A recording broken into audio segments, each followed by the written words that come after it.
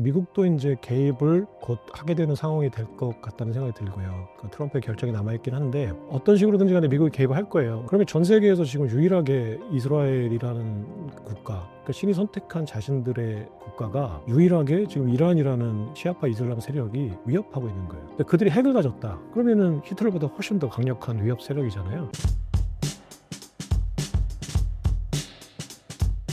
안녕하세요. 경제 스토리텔러 김창익 작가라고 합니다. 최근에 그 비트코인의 시대라는 책을 쓰고 시청자분들과 활발히 소통하고 있는 상황입니다. 반갑습니다.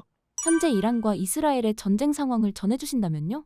전쟁이라고 봐야죠. 본격적인. 베냐민 네타냐후 총리는 지금 아야톨라 호메네이 그 신정 정치 지도자의 어떤 제거까지 언급을 한 상황이고, 미국도 이제 개입을 곧 하게 되는 상황이 될 것 같다는 생각이 들고요. 그 트럼프의 결정이 남아있긴 한데 어떤 식으로든지 간에 미국이 개입을 할 거예요. 왜냐면은 그 중동에 대한 어떤 패권의 어떤 그 제어권, 통제권을 잃지 않으려면 100% 이스라엘이 이 전쟁을 끝나가지고서는 그 미국의 어떤 그러니까 패권이 유지가 되지 않거든요. 그러니까 마지막에는 어떤 식으로든 개입을 할 거예요. 간접적으로 지원을 하는 거에서 그치지 않고 미국의 항공모함이 최종적으로는 개입을 해야 될 겁니다. 2020년에 그 이란 전쟁이라는 브런치 북을 그 브런치 스토리에 올렸었는데, 거기에 이제 뭐라고 이제 결론만 이제 얘기하면 뭐라고 썼었냐면, 그 이란 전쟁은 이스라엘의 미사일로 시작돼서 미국의 항공모함으로 끝날 거다, 이렇게 마지막 정리를 해놓은 글이 있어요. 그게 이제 2020년 이제 그 미국의 정권이 바뀔 때 이제 바이든 정부가 들어설 거라고 예상되면서 이란 전쟁이 반드시 날 거라고 예상을 했었어요. 이제 그 얘기를 좀 이따 이제 방송을 하면서 얘기를 좀 자세하게 해드릴게요. 그래서 미국의 개입을 할 거고, 미국이 개입을 하게 되면서 이 전쟁이 어떤 식으로든지 간에 종식이 될 거거든요. 지금 이제 그 상황이에요. 전쟁의 당사자인 이란과 이스라엘의 어떤 결정이 남아있고, 그리고 전체 세계의 컨트롤러 조종자라고 할 수 있는 미국 트럼프가 이 상황을 어떻게 정리할 거냐, 그리고 그 반대 세력에 있는 중국과 러시아, 그리고 이제 이란 내부의 어떤 혁명 세력들이 이 상황을 어떻게 이제 보고 있는가, 그리고 어떤 식으로든 간에 개입을 하려고 할 텐데 그들의 힘이 어떻게 작용을 하는가, 뭐 이런 것들이 지금 굉장히 중요한 상황이거든요. 그래서 그런 것들을 염두에 두고 지금 현재 나오고 있는 중동 정세를 보시면 어느 정도는 좀 판단을 할 수 있고 예측 가능한 상황이 될 거라고 생각합니다. 물론 이제 한 치 앞도 내다볼 수 없는 상황이긴 하지만, 그래도 가장 기본적인 인간의 욕구 같은 것들이 있거든요. 패권자의 어떤 욕구, 그 다음에 그 권력을 잡으려고 하는 네탄야후나 권력을 유지하려고 하는 호메이니의 욕구, 그리고 왕정을 복귀시키려고 하는 어떤 팔레비 왕조, 지금 미국의 망명에 있는 그런 당사자들의 욕구들이 있는데, 가장 기본적인 거는 권력에 대한 이기심이거든요. 권력에 대한 인간의 욕망, 그리고 뇌 이익을 지키기 위한 이기심이거든요. 그런 걸 기준으로 해서 보면 어느 정도는 높은 확률로 예측할 수 있겠다라는 생각이 들어서 오늘 그 얘기들을 좀 해보려고 합니다. 이스라엘 총리가 긴급 공습을 진행하게 된 배경과 네타냐후의 속내는 무엇인가요? 오늘 이제 얘기를 하면서 가장 기본적인 스토리의 그 축이, 원래 중동 정세는 화약고거든요. 그 이제 전 세계 화약고인데 언젠가는 전쟁이 나고 언젠가는 갈등이 생겨요. 그럴 수밖에 없거든요. 서방 세계가 석유라는 자원을 이제 이권을 이제 빼앗아 가기 위한 구조, 그리고 그 자기네들이 이권을 지키기 위한 중동 당사국들의 어떤, 그러니까 종교로서는 순교, 그리고 이제 이런 구도에 있어서는 어떤 피해자, 어떤 의식들이 있어요. 이런 의식들 속에서 어떤 계속 갈등이 빼앗고 지키려는 과정이잖아요, 중동이라는 게. 그럼 그 과정에서 반드시 갈등은 생기는데 그걸 누군가 포기하지 않는 이상 갈등이 생기죠. 근데 그 갈등이 왜 하필 지금 이 순간에 났나 라는 거예요. 갈등은 언제든지 표출될 수 있는 건데, 그래서 그러면 그런 기준에서 보면 누구의 책임인가, 이번 전쟁이. 일단 그게 좀 관심사고, 이제 그 말씀을 드리려고 해요. 그리고 당사자들은 지금 무엇을 원하기 때문에 이 전쟁이 어떤 식으로 결말이 지어질까라는 걸 한번 예측해 보는 거가 이제 중요할 것 같고요. 아까 말씀드렸던 그 주변에 있는 이해 당사자들, 중국, 러시아, 그리고 팔레비 왕조, 그리고 사우디아라비아,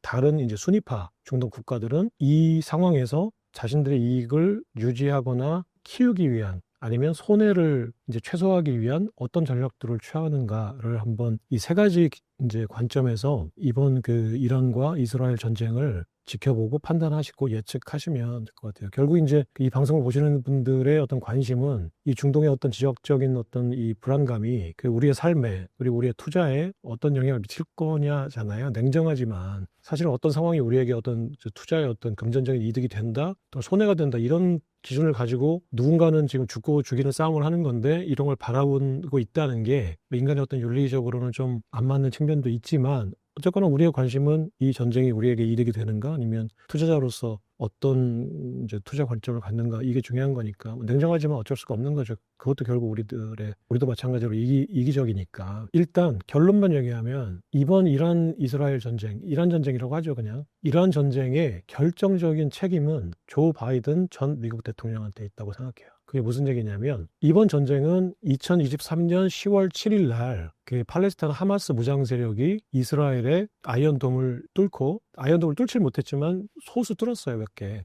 그래서 아이언돔을 뚫고 공격을 가한 미사일 공격으로 시작됐죠. 그게 이제 이번 이란 전쟁의 시작이에요. 그러니까 팔레스타인 지역의 무장단체인 하마스는 실질적으로는 이란이 지원해주는 이스라엘을 공격하기 위한, 이스라엘을 제거하기 위한 그 팔레스타인 하마스, 헤즈볼라, 그리고 후티 반군 등이 이란의 지원을 등에 업고 이스라엘과 전쟁하는 위탁자들, 그러니까 대리자들이죠. 프락시라고 하죠. 그 하마스가 공격한 게 왜 2023년 10월 7일 날 하마스가 이스라엘을 공격했을까? 라는 거예요. 당시 바이든 대통령이 2024년 11월에 있는 대선을 앞두고 아브라함 협정이라는 걸 마무리 지려고 했어요. 아브라함 협정이라는 게 뭐냐면 사실은 트럼프 정책이에요. 아브라함 협정은 이스라엘과 사우디아라비아, 네타냐후와 빈살만이 동맹관계, 평화협정을 맺게끔 해서 그 정치적인 어떤 외교적인 어떤 역학관계로 이스라엘의 적대 세력인 이란, 수니파의 적대 세력인 시아파 이란, 이슬람 혁명 세력을 찍어 누르려고 한 병법적인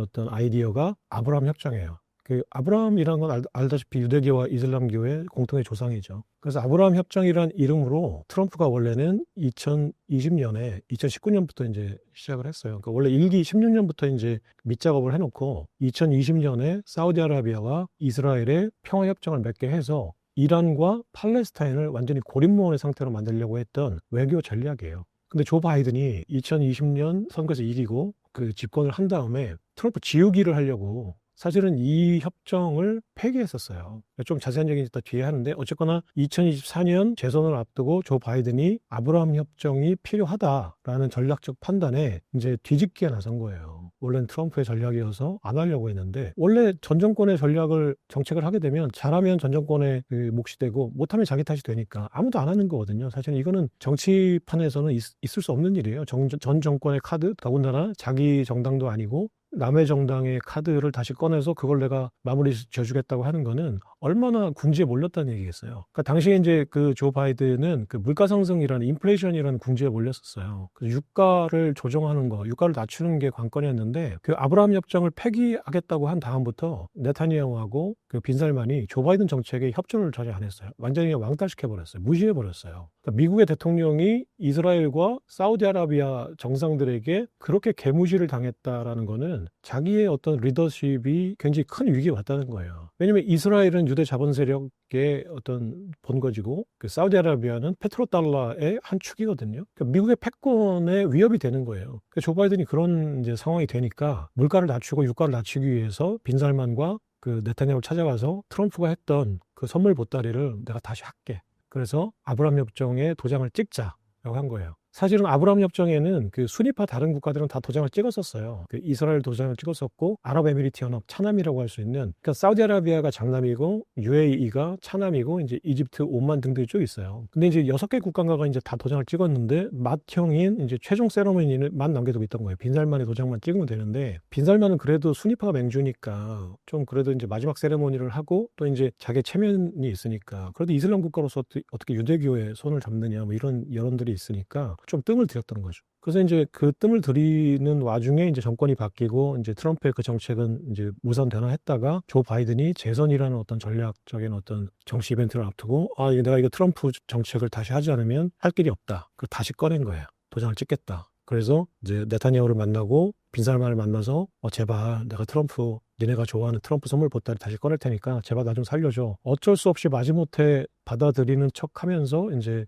이스라엘과 네타냐후와 빈살만이 도장을 찍으려고 했어요. 그러면 이게 이란의 입장에서 볼 때는 자신과 팔레스타인을 고립무원으로 만드는 그 협정이 3년 전에 바이든이 오면서 폐기됐는데 그래서 얼씨구나 좋다 했는데 갑자기 바이든이 2024년 재선 선거를 앞두고 다시 그걸 도장을 찍겠다는 거야. 그러면 도장을 찍는 순간 자기는 죽는 거거든요. 그러니까 호메이니 입장에서는 이스라엘을 공격할 수밖에 없던 거예요. 어차피 가만히 있으면 내가 죽는데 일단 하마스가 이스라엘을 공격하면 사우디아라비아가 그 아브라함 협정에 도장을 찍을 수가 없어요. 이거는 정무적인 어떤 판단을 내려보면 왜 그러냐? 하마스가 이스라엘 공격하잖아요. 팔레스타인에 있는 하마스가. 그러면은 빈살만의 입장에서는 이슬람의 맹주예요. 자기는 순위파의 맹주. 시아파가 있긴 하지만 거의 이슬람의 80%가 순위파인데 순위파의 맹주를 자임하는 빈살만이 팔레스타인과 지금 물론 이제 하마스라는 거는 이란의 어떤 지원 세력 프락시긴 하지만 팔레스타인이거든요. 결국 그 땅은 지역 지리적으로는 그러니까 이스라엘하고 팔레스타인이 싸우는데 팔레스타인은 순위파예요. 근데 순위파 지금 동생이 지금 이스라엘하고 싸우고 있는데 자기가 이스라엘하고 동맹관계 맺고 이란을 견제하겠다. 이걸 할 수가 없죠. 이 정책을. 그러니까 이란의 판단으로는 호메이니의 판단으로는 내가 빨리 이스라엘을 공격해야 이슬람 세력들이 하나의 프레임 안에 뭉치게 되는 거예요. 그러니까 순위파와 시아파는 사이가 안 좋지만 유대 이스라엘을 상대할 때는 어쨌거나 형제거든요. 근데 이 형제 중에 하나인 순위파가 이스라엘하고 동맹관계를 맺으려고 하니까 내가 죽게 되니까 이슬람이야 우리라는 메시지를 강력하게 준 거죠. 그래서 미사일을 쏘면 핵무기를 가지고 있는 이스라엘이 자신들을 초토화시킬 수도 있다는 걸 아는데 어쨌거나 그 아브라함 협정이 맺어지면 자기는 죽어요. 어차피 죽는 거 일단은 사우디를 이슬람의 어떤 큰 프레임 안에 일단 끌어들여야 된다. 이스라엘과 동맹관계를 맺게 할 수 없다라는 판단을 한 거죠. 그래서 그런 전략적 판단 아래 미사일을 쏜 거예요. 하마스가. 그래서 하마스가 미사일을 쏘니까 이스라엘이 이란의 본토를 미사일 공격하게 돼. 어차피 배후는 이란이었으니까 공격하면서 서로 공격을 주고받고 반격하다가 지금까지 온 거잖아요. 지금까지 2년 동안 이제 온 거죠. 이 판이 결국은 아까 얘기했듯이 조 바이든 대통령이 2020년 대선에서 트럼프를 물리치고 오바마의 핵협정, 이란과 미국 간의 핵협정 체제로 복귀하자라고 선언한 거. 그러니까 민주당의 어떤 당론을 끌고 가려고 했던 거. 그래서 아까 얘기했던 아브라함 협정을 백지화시키려고 했던 거. 그래서 아브라함 협정을 맺으려고 했던 사우디 빈살만과 이스라엘 네탄야후가 분노했던 거. 고기를 줬다 뺏으니까 분노했던 거. 그래서 미국의 정책, 조 바이든 민주당 정책에 전혀 협조하지 않고 미국을 국제사회에서 패권 국가인 미국을 사우디와 이스라엘이 시진핑과 손잡고 왕따를 시켰었거든요. 그 완전히 바이든은 시진핑하고 네타냐후하고 빈살만 사이에서 완전히 왕따였어요. 이렇게 해서 결과적으로는 이란에게 2020년에 그 트럼프의 계획대로 아브라함 협정이 사우디와 이스라엘 간에 도장을 찍었다면 지금 이란은 완전히 고립무원의 상태로 핵 개발은 둘째치고 아마 지도에서 사라졌을 수도 있어요. 근데 바이든이 이러지도 못하고 저러지도 못하는 진퇴양난의 어떤 우유부단한 어떤 상황을 3년 동안 끌고 가면서 2020년에서 2023년까지 이란이 전열을 재정비하고 하마스 그리고 후티 반군 그리고 헤즈볼라들을 지원하는 그리고 그 뒤에 이제 북한, 중국, 러시아가 있었거든요. 북한이 굉장히 결정적인 지원을 많이 해줬어요. 그런 시간을 3년 동안 벌어준 거예요. 바이든이 결과적으로. 그런 상황에서 자기가 재선하겠다고 자기 정책, 민주당 정책을 그렇다고 고집한 것도 아니고 갑자기 아브라함 협정을 다시 꺼내 들어서 나 좀 살려줘 하니까 모양새도 안 좋아지고 결과적으로 이란한테 시간을 벌어줬던 자기가 이란을 결정적으로 자극해서 미사일을 쏘게 만든 상황이 된 거예요. 이게 지금 현재 그 이란 전쟁의 시작이에요. 그러니까 바이든의 우유부단함, 그리고 정무적인 판단 실수, 그리고 통제권을 잃은 상황. 그러니까 중동에서의 이스라엘한테도 통제권을 네타냐후한테도 외면을 당했었고 빈살만한테도 외면을 당했었고 시진핑한테는 완전히 그냥 무시를 당했었던 그 상황이 지금의 전쟁 상황을 만들었다고 생각하시면 돼요. 이제 그런 얘기들을 이제 하면서 지금 이 전쟁이 그럼 어떻게 진행이 되고 어떻게 마무리가 될지가 관심이잖아요. 누구도 모르는 거예요, 사실은. 그렇지만 그 일단은 당사자들의 패권자, 그러니까 호메이니와 네타냐후 그리고 전 세계의 어떤 컨트롤러인 미국의 어떤 이익, 네타냐후의 이익이 뭔지, 네타냐후가 취하려고 하는 게 뭔지, 그리고 그 호메이니가 취하려고 하는 게 뭔지, 트럼프가 여기서 뭘 얻으려고 하는 건지, 그리고 주변국들 이제 사우디아라비아 빈살만이 그러면 이 국면에서 뭘 얻으려고 하는 건지, 또 그 이란의 배후인 중국 시진핑이 이 국면에서 뭐를 잃지 않으려고 하는 건지 이런 것들을 예측해 보면 그 공통분모를 모아 보면 이 전쟁이 어떻게 흘러갈 가능성이 높다 정도는 예측해 볼 수 있을 것 같아요. 그래서 인물별로 한번 생각을 해볼게요. 그래서 일단 지금 베냐민 네탄야후, 그러니까 이 전쟁의 최대 당사자죠. 그 베냐민 네탄야후 이스라엘 총리는 지금 현재 이 전쟁을 통해서 무엇을 얻으려고 하는 건가? 라는 거죠. 베냐민 네탄야후 총리가 원하는 거는 일단 이란의 핵포기예요. 완전한 핵포기. 이란은 지금 중동에서 유일한 이스라엘의 위협국이에요. 이제 시아파 이슬람 세력이 1979년에 이슬람 혁명을 해서 팔레비 왕조를 몰아내거든요. 그러니까 왕정을 몰아내고 신정 정치로 돌아온 거 복귀한 거예요. 그러면서 이제 외친 게 그러면 시아파 이슬람 국가에서 이스라엘이라는 팔레스타인을 몰아내고 뭐 그들의 눈에 보면 이스라엘은 영토를 빼앗은 강도들이죠. 그래서 돈으로 자기 나라를 세우고 팔레스타인을 탄압하는 국가죠. 그러니까 이슬람 형제 입장에서 용납할 수 없는 세력 강도 깡패 국가인 거예요. 그 하메네이 눈으로 보면 미국과 이스라엘은 하나야 하나. 그 하메네이 눈으로 보면 그 이슬람 혁명 세력의 눈으로 보면 이란은 그레이트 사탄, 세이튼, 큰 악마, 이스라엘은 큰 악마 옆에 붙어서 그 중동에서의 어떤 강도짓을 하고 있는 작은 악마거든요. 혁명 세력이 만든 헌법에 이스라엘을 제거해야 될 국가로 인정 안 할 테니까 세력으로 명시를 해놨다고 해요. 근데 이 세력이 6개월 뒤면 핵탄두를 개발할 수 있는 핵 농축 기술까지 왔어요. 그동안 아까 얘기했듯이 바이든이 시간을 벌어주면서 핵 농축 기술이, 그러니까 우라늄 농축 기술이 90%? 60%인가 90%인가 아무튼 정확한 기술 수준은 모르겠는데 어쨌거나 지금 가까운 시일 내에 실제로 핵탄두를 개발할 수 있다라는 상황까지 오니까 절박해진 거죠. 그러니까 이스라엘 국민들은 항상 홀로코스트의 어떤 피해를 본 국가잖아요. 그러니까 굉장히 트라우마가 강하거든요. 절대 어떤 상황이 오더라도 우리가 옛날 나치들한테 당했던 히틀러한테 당했던 그런 어떤 홀로코스트의 어떤 비극 같은 것들은 절대 겪으면 안 되는 이제 그 어떤 교훈? 트라우마가 있죠. 근데 지금 전 세계에서 유일하게 러시아도 상대적으로 좀 친하거든요. 그 유대인들이 러시아 그 막스도 러시아 그러니까 유대인이었고 공산혁명을 했던 세력들이 유대인이었어요. 그러니까 핵심 인력들의 어떤 교류, 이동 이런 것들 때문에 러시아하고도 이스라엘이 그렇게 사이가 안 좋은 사이가 아니라고 하더라고요. 그러면 전 세계에서 지금 유일하게 이스라엘이라는 국가, 그러니까 자신들의 생각으로는 신에게 선택받은 선민 사상을 가진, 그러니까 금수저죠. 그 신의 선택 입장에서 보면 금수저잖아요. 그러니까 신이 선택한 자신들의 국가가 유일하게 지금 이란이라는 시아파 이슬람 세력이 위협하고 있는 거예요. 근데 그들이 핵을 가졌다. 그러면은 히틀러보다 훨씬 더 강력한 위협 세력이잖아요. 히틀러는 핵이 없었어요. 핵을 개발하려고 했지. 미국이 먼저 맨하탄 계획을 개발하면서 이제 전세가 뒤집힌 거잖아요. 근데 이란은 핵을 갖게 되면 역사적 비극이 훨씬 더 심각한 비극이 오는 거잖아요. 그러니까 이스라엘 국민들 그리고 이스라엘 국민들을 대변하는 어떤 극우들 이런 세력들이 볼 때는 그리고 슈퍼 보수, 그 세계 네타냐후와 극우 그리고 슈퍼 보수가 이제 전통 보수가 연정을 하는 상황인데, 그래서 연정을 하지 않으면 네타냐후의 정권이 유지가 안 되는 상황인데 이 극우들이 원하는 어떤 이 욕구를 해결해 줘야 되거든요. 네타냐후는 이란이라는 적대 세력 그리고 핵을 갖게 되는 이 세력, 그러니까 호메이니가 이끌고 있는 이슬람 혁명 세력 그리고 이 혁명 세력이 추진하는 이 핵무기 발본 세곤해야 돼요. 네타냐후가 원하는 거는 일단 첫 번째는 이란의 핵의 완벽한 포기예요. 그리고 전쟁을 치르면서 이제 호메이니가 어떤 입지가 계속 약해지고 있잖아요. 그러니까 생각만큼 호메이니가 군사력이 세지도 않네, 그리고 내부 장악력이 세지도 않네. 그러니까 국민들도 그렇고 혁명세력 내부에서도 좀 생각했던 거랑 다른데 뭐 이런 기류가 있어요. 국민들은 경제가 어려워지니까 아니 뭐 국민들의 입장에서 볼 때는 노골적으로 얘기하면 시아파 이슬람이다 이런 종교 어떤 사상이나 이러면 두 번째죠. 일단 목구멍이 포도청인데 굶으면 죽는데 무슨 알라신이에요. 인간의 입장에서 볼 때는 시아파 이슬람 혁명 세력 때문에 이란이 계속 미국한테 경제 제재를 당하니까 더 이상 이제 먹고 살기 힘든 상황이 된 거예요. 먹고 살기 힘든데 고매한 사상, 종교, 문화 이런 것들은 두 번째가 되죠. 그러니까 지금 과반수 이상의 이란 국민들도 이슬람 혁명 세력에 대해서 우호적이지 않다라는 여론조사가 있다고 하더라고요.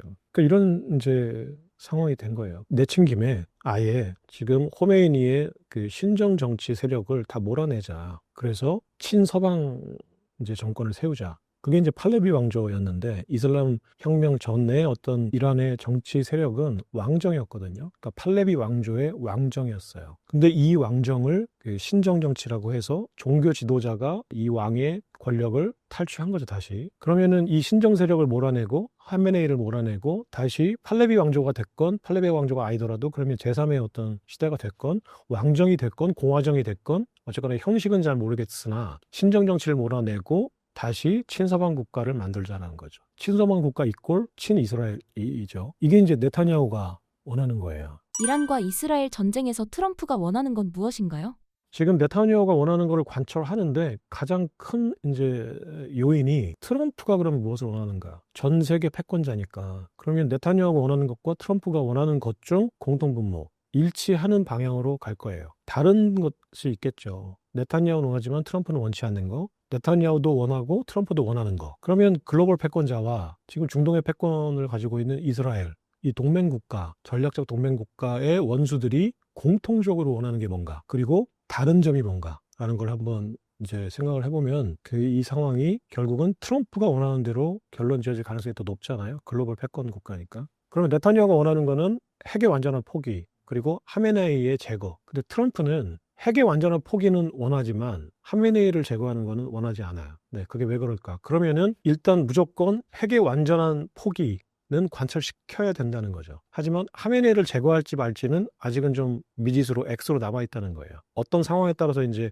그럼 하메네이를 제거해야겠다라고 판단할 수도 있고, 하메네이를 제거하지 말고 정권의 상태는 스테이터스 큐어라고 하잖아요. 현 상태를 유지하는 방향으로 가자라고 판단할 수도 있겠죠. 아직까지 트럼프의 생각은 현 상태를 유지하면서 핵을 제거하자라는 이제 전략을 취하고 있는 것 같아요. 그럼 트럼프가 왜 그럴까? 트럼프가 원하는 건 뭘까?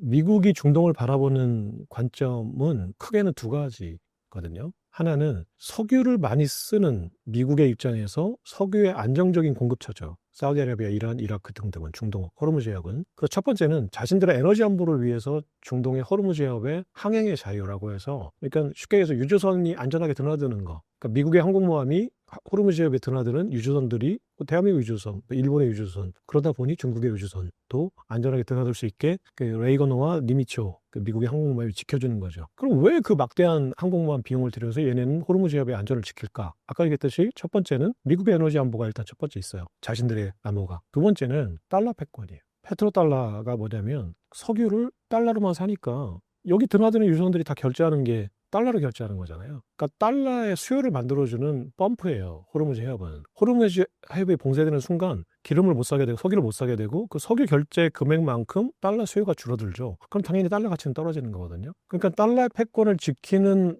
미국의 패권 입장에서 볼 때도 호르무즈 해협의 어떤 항행의 자유는 굉장히 중요한 개념이에요. 그러니까 자신들의 에너지 안보, 두 번째는 항행의 자유를 지켜서 달러 패권을 지키겠다는 거. 근데 첫 번째 욕구가 많이 줄었어요. 셰일가스가 본격적으로 개발되고 2010년 이후에. 그러면서 미국은 석유 수입 1위 국가에서 중국한테 그 자리를 내줘요. 그러니까 사우디아라비아와 이란, 이라크의 석유를 가장 많이 수입해주는 VIP 고객 1위 명단에서 내려오고 중국이 그 자리를 좀 차지하고 있어요. 그러니까 자신들의 에너지 안보의 어떤 민감성은 떨어진 거예요. 호르무즈 해협이. 그러니까 트럼프 입장에서 볼 때는 우리 기름 그냥 우리가 팠으면 되는데 우리가 왜 거기 항공모함을 보내서 호르무즈 해협의 항행의 자유를 지켜야 돼? 라는 거죠. 근데 그걸 빼더라도 미국의 달러 패권이 있으니까 우리의 에너지 안보가 문제가 아니더라도 항행의 자유를 지켜야 되잖아요. 트럼프는 반세계화, 반자유무역, 반월가거든요. 그럼 반대로 얘기했을 때 세계화, 자유무역, 월가가 원하는 게 바로 달러 패권이에요.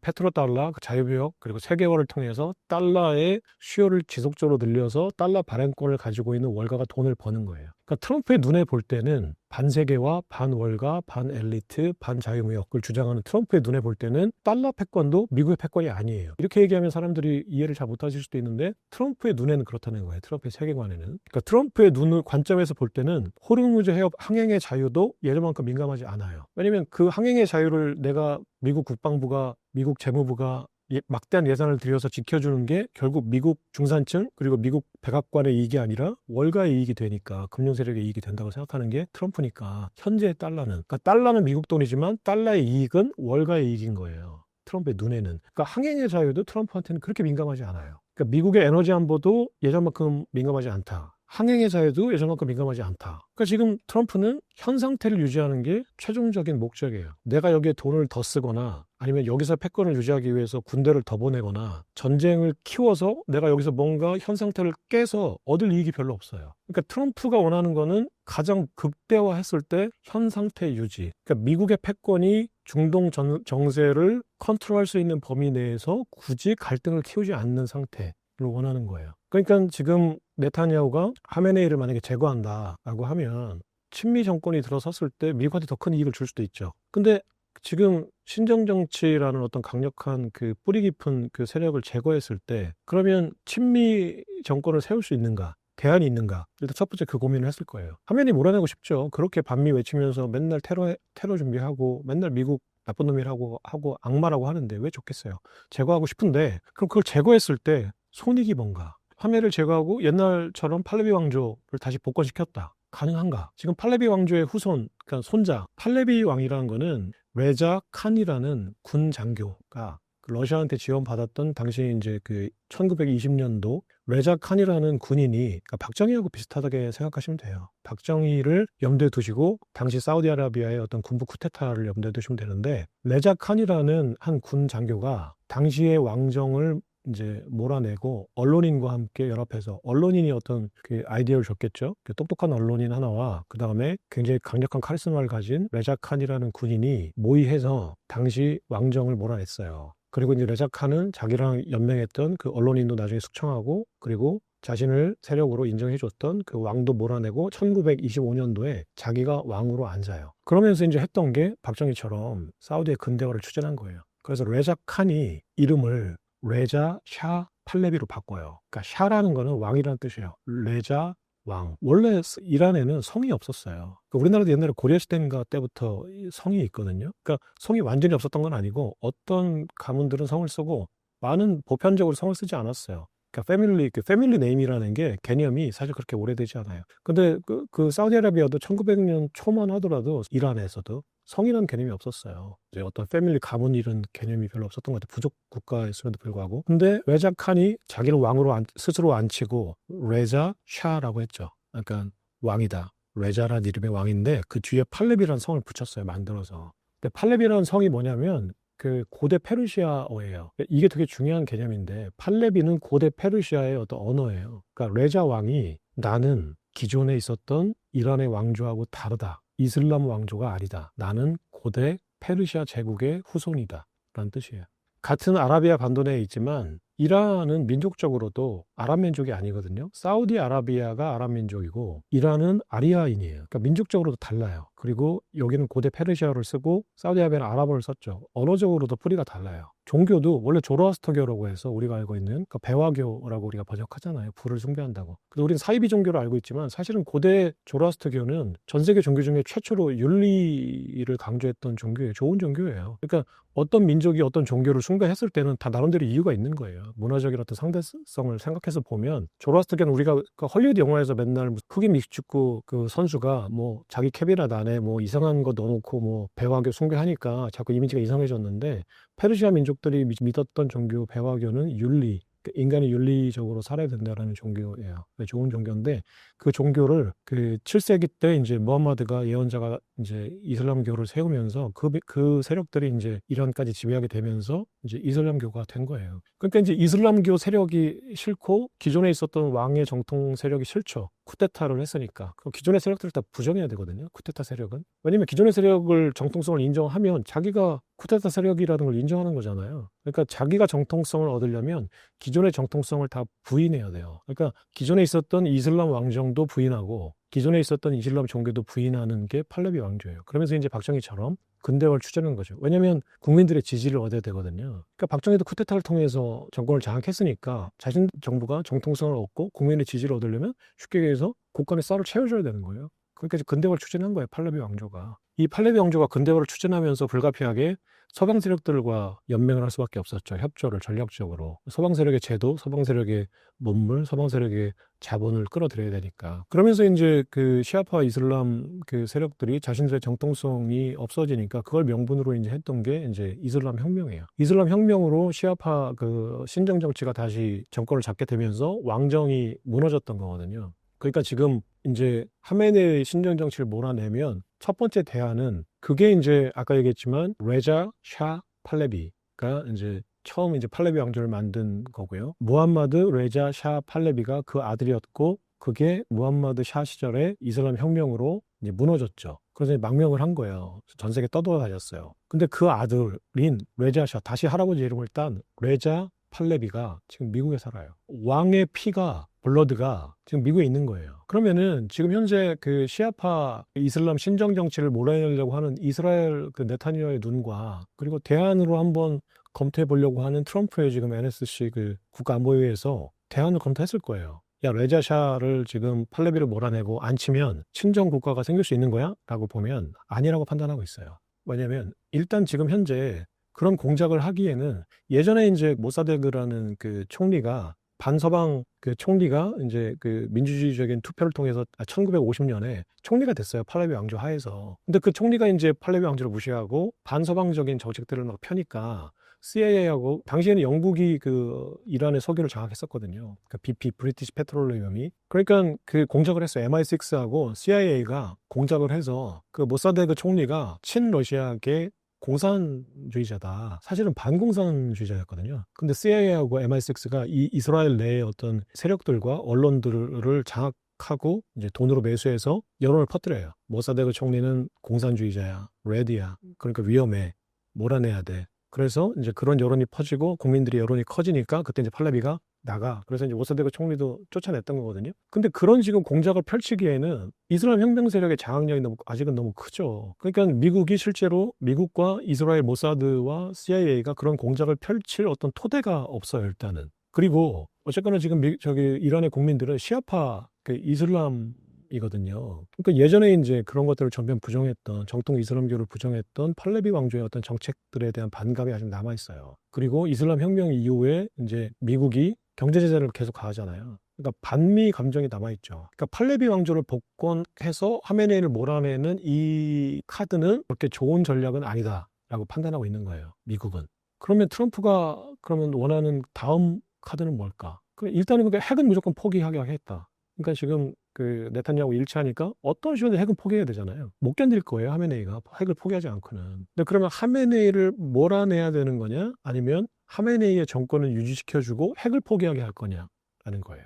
이게 이제 마지막 남아있는 선택지예요. 근데 여기서 중요한 거는 하메네이의 입장이에요, 이제. 그렇잖아요. 미국이 원하는 거는 지금 고민하고 있어요. 네타냐후가 원하는 대로 하메네이를 제거하고 핵을 포기하게 할 거냐? 하메네이의 정권을 유지시켜주면서 핵을 포기하는 상태로 갈 거냐인데 지금 트럼프는 하메네이를 제거하면 혼란이 가중되고 중동 정세가 불안해지니까 아까 얘기했듯이 지금 트럼프는 굳이 중동에서 어떤 불안감을 키우고 갈등을 고조시킬 필요가 없거든요. 굳이 현 상태를 유지하면서 이 국면을 이제 처리하는 게 트럼프의 관건인데 그러면 하메네이가 그러면 트럼프가 원하는 대로 할 거냐 이제 네타냐후가 원하는 대로 해줄 거냐 이게 지금 문제잖아요. 하메네이가 그럼 뭘 원하는 거냐라는 게 남아있죠. 물론 이제 힘을 가지고 있는 미국의 어떤 욕구대로 이제 큰 흐름은 가겠지만 그거를 실현시키는 과정에서 하메네이의 어떤 저항이 어느 정도 될 거냐. 이제 이게 이제 트럼프의 어떤 판단 기준이 될 거예요.